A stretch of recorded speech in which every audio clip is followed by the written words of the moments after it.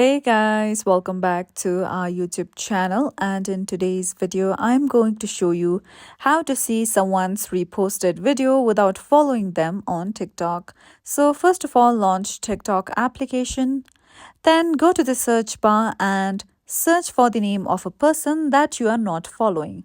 So for instance, this is the account I'm going to search, and let's go to users, tap on a profile that you don't follow.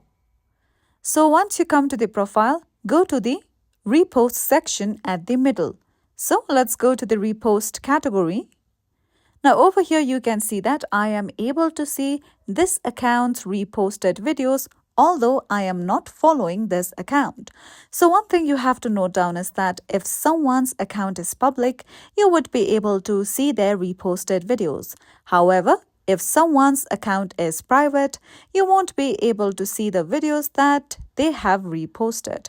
So this is it for today's video, and at last, don't forget to subscribe to our YouTube channel for more upcoming videos.